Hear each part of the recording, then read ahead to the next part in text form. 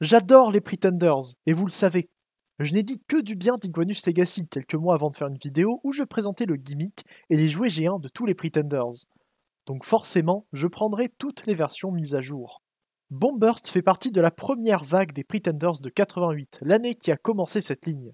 Il fait donc partie de ces personnages qui représentent facilement l'idée d'un Pretender, puisqu'avec Skullgreen et Submarauder, ils font partie des seuls Decepticons exportés au Japon et qui ont eu droit à des utilisations dans Super God Master Force, qui me permet d'ailleurs quelques images d'illustration pour cette séquence. Bombburst est le monstre volant du trio, qui donne un adversaire à Cloudburst, le Pretender Autobot volant de la première vague. Qu'il s'agisse de Bombburst ou de Blood, son équivalent japonais, le personnage est cruel et très dangereux. Blood est le chef des Pretenders Decepticons, souvent confronté par Doros, mais usant de son intelligence froide pour rester au pouvoir. Bombburst, quant à lui, est un chasseur silencieux, comme une histoire d'horreur personnifiée. En fait, j'aurais peut-être dû sortir cette review pour Halloween. J'aurais bien commencé la review avec la version G1 de Bombburst, mais je ne l'ai pas encore. Je la veux, bien sûr, mais il faut encore que je me décide à l'acheter. Si je commence à acheter tous les Pretenders qui me tombent sous la main, je vais bientôt ne plus avoir de place pour les exposer. Toujours est-il qui est un robot bleu et gris, très simple, qui se transforme en sorte de petit appareil volant que je trouve assez mignon. Je signale ici que les photos viennent de Cybertron, un site bien pratique pour ces galeries photos. La coquille de Bombburst est un monstre ressemblant à une chauve-souris bipède très effrayante, avec de grands yeux et beaucoup de couleurs grâce au bordeaux de son torse et le bleu de ses oreilles, qui encadrent des yeux et une bouche dorée. Dans l'ensemble, c'est un Pretender, donc un jouet très simple, mais j'aurai l'occasion de mieux en parler lorsque je pourrai présenter Skullgreen. La version de Bombburst qui a suivi est sortie en 2018 dans Power of the Primes. Les Prime Masters reprenaient le concept Pretender avec des petites coquilles tout aussi articulées que les G1, mais avec à l'intérieur un petit robot qui se transformait seulement en cube, sur le principe des Titan Masters de l'année d'avant qui se transformaient en tête. L'utilisation est plus limitée malgré toutes les possibilités prévues par la gamme. Et Bombburst est en réalité Megatronus, avec une armure nommée Bombburst. Megatronus en lui-même est très simple et reste juste un Prime Master. Les détails moulés sur le corps sont en fait les mêmes que ceux de Skullgreen de la même gamme, qui faisait référence à son jouet G1. Donc Bombburst est moins bien servi que Skullgreen, avec un robot interne plus éloigné de l'original. La tête et le logo de Prime à l'arrière sont les seules applications de peinture sur un petit robot très gris. Mais c'est différent sur l'armure, qui gagne les couleurs éclatantes du monstre G1. Avec un torse rouge rosé et de grandes oreilles bleues, Bombburst est une représentation correcte, aussi peu articulée que son armure G1. Le problème que je lui trouve, c'est que la tête n'a pas le même style que la précédente version. Et c'est un problème que je trouve chez beaucoup de nouveaux Pretenders. En fait, à part Octopunch qui ne pouvait pas rater un casque de scaphandre, je trouve que les Pretenders pour The Primes et Legacy n'ont jamais une tête parfaite. Sur ce Bombburst, la tête est plus fine et les yeux sont plus petits que sur la coquille G1. Et c'est dommage.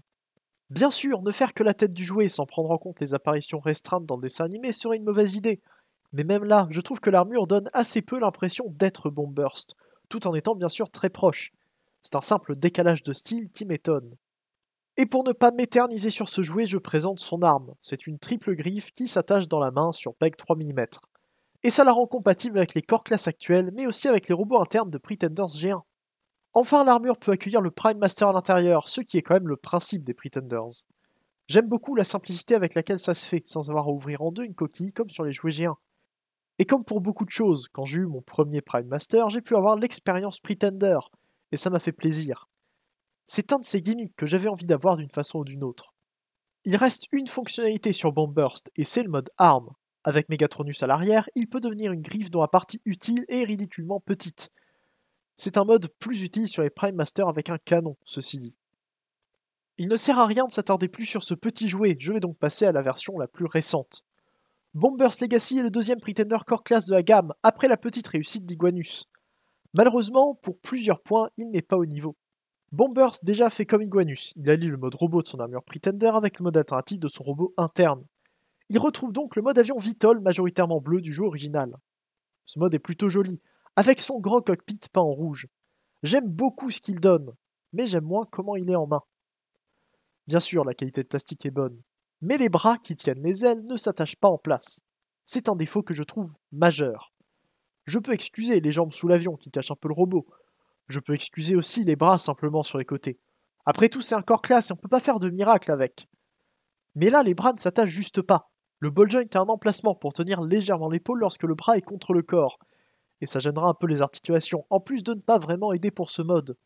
Je pense qu'ils auraient pu facilement ajouter quelque chose pour faire tenir les bras aux cuisses, ce qui n'aurait pas gêné en robot, en plus d'améliorer le mode alternatif. Bombburst vient avec 3 accessoires, ces 2 ailes qu'on utilisera et que je critiquerai plus tard, et une sorte de piolet assez petit qui s'attache d'une façon très spécifique à l'avant. Il faut faire glisser le pic le plus long sous le nez de l'avion, avant de remonter le pic plus court pour qu'il s'attache en place. Je trouve la manipulation étrange, mais ça tient très bien, et ça donne une petite arme au jet. Et pour ça, je n'ai rien à dire. Tout comme je n'ai rien à dire sur l'apparence du mode alternatif.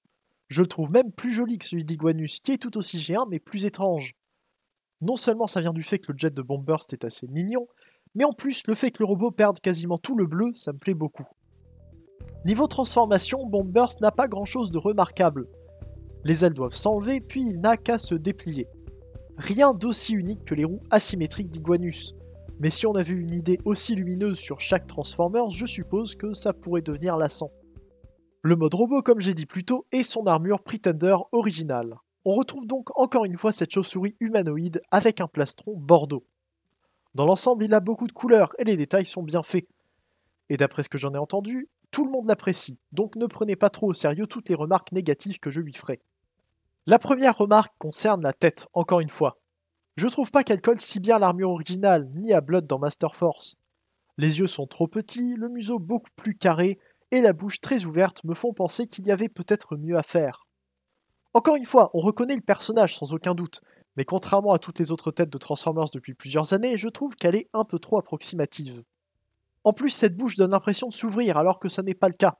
Ça n'est pas un défaut, ceci dit, mais j'ai quand même du mal avec l'apparence générale de la tête. Par contre, je ne peux que féliciter les dents peintes individuellement et l'intérieur de la bouche en rouge. Le torse est beau, avec ce rouge qui tire sur le bordeaux plutôt que le rosé du Prime Master. Mais là où il me pose problème, c'est pour les proportions. J'ai l'impression qu'il manque quelque chose entre le torse et le bassin, comme s'il avait eu besoin d'un abdomen entre les deux. En plus, le bassin avance beaucoup par rapport au torse, ce qui fait bizarre. Ensuite, je trouve les pieds trop fonctionnels. Enfin, c'est pas la meilleure façon de tourner, mais j'ai l'impression qu'ils ont juste ajouté 3 griffes sur un ensemble compliqué d'axes, et qu'ils ont dit que ça faisait des pieds corrects. Là encore, je pense qu'il y avait moyen de faire un peu plus joli, même si cette méthode apporte de très bonnes articulations. Et ma dernière remarque concerne le backpack qui ne s'attache pas en place. Sur Iguanus, tout se clipse bien, avec des roues tenues par la vitre de la moto, qui se place bien entre les deux. Sur Bombburst, le nez de l'avion est juste posé comme ça, en espérant qu'il ne bouge pas, ce qui arrivera si on le touche. Mais ça n'est pas le plus grave. Je vais maintenant parler des accessoires. La hache, comme elle est appelée sur TF-Wiki, donne plutôt bien comme ça. Elle est encore assez petite, mais reprend l'arme originale de Bombburst. Et les ailes forment des canons qui se mettent sur les bras, comme sur le robot interne du jouet G1. On peut aussi les lui donner par le canon pour en faire des haches supplémentaires. Mais j'ai dit que j'allais les critiquer, et c'est pour le rangement sur le robot.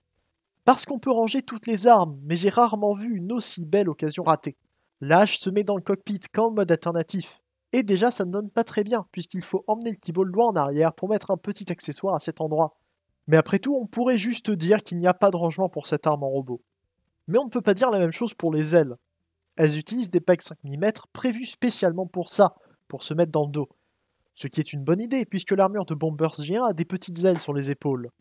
Les avoir derrière ne changent pas grand chose. Sauf que non, parce que les ports sur les ailes sont décentrés.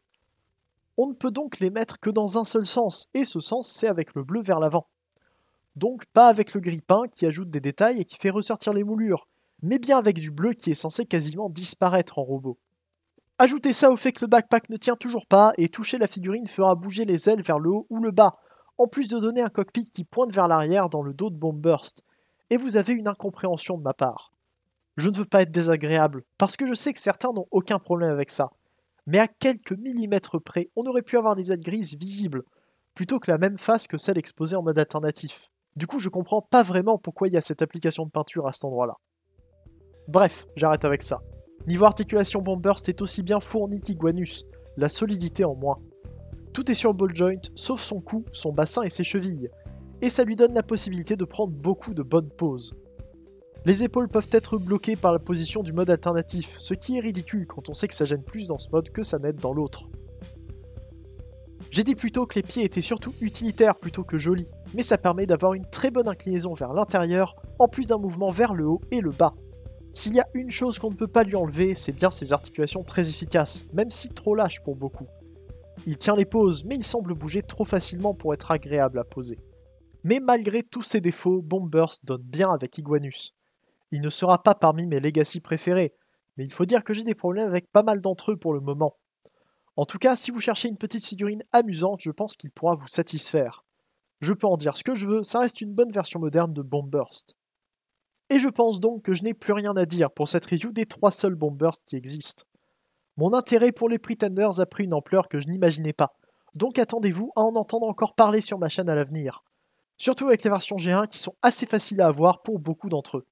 Merci à vous d'avoir regardé cette vidéo, j'espère que le format de compilation de toutes les versions vous aura plu. Comme j'avais fait pour Ravage et comme j'ai envie de faire pour quelques autres personnages, j'aime bien parler de tout le monde en même temps. C'est un peu plus long à faire que les autres reviews, mais pour les Pretenders qui ont entre 1 et 4 jouets chacun, ça se fait facilement. Dites-moi en commentaire ce que vous avez pensé de la vidéo et votre avis sur les figurines.